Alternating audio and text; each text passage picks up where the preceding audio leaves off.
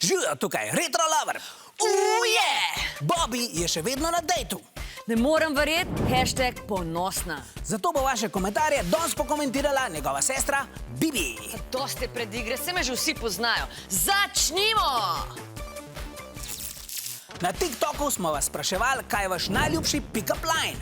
Postali ste kar nekaj dobrih, najbolj pa nam je bil všeč Domnov, ki pravi: a imaš rada vodo, pol pa se Ina rece ja, rečeš aha, potem a imaš rada 70% mene.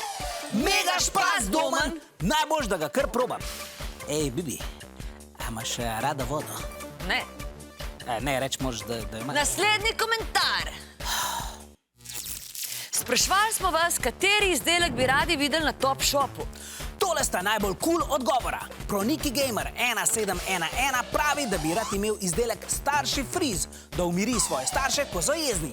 Neli Levstek 9967 pa predlaga avtomobil iz čipsa, ki ga potem, ko se pripelješ na želeno lokacijo, poješ. Super iznajdba, sam eno napako ima. Kva? Ja, če ga poješ, moraš pol peš domov. Pa valjda ne moreš pojesti za cel avto čipsa. No, ja, ne moreš, itak. Zabaval vas je tudi video, kjer se jamari poskušajo nasmehati. Ula 6501 ga je komentirala. Take obraze delamo sam še v našem razredu, ko zvemo, kako je bilo povprečje testa. Jaz sem tudi dobesedno vedno tako faco naredila. Ej, Silvester, kako faco bi ti naredil, če bi videl slab iz sladoleda? Tako. Kaj pa ti, če bi srečala govorečo banano? Kaj pa ti, če bi videl Bobija na dejtu s tvojo mami? Mami. Veste, še nikoli nisem videla, koliko lepe oči imaš ti v resnici. Wow. Gremo naprej. Petrčkova mama vas je spraševala, kaj boste po poklicu.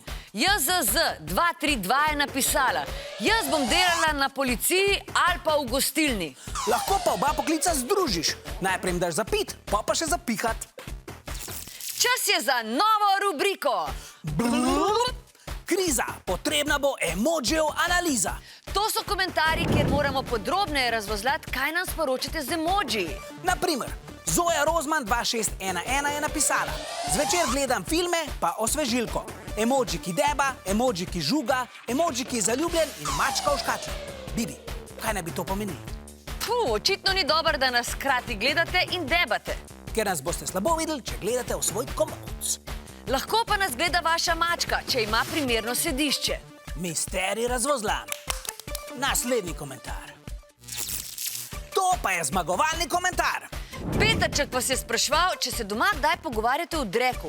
In Tomo Zukil je napisal komentar, ki ti da razmišljati.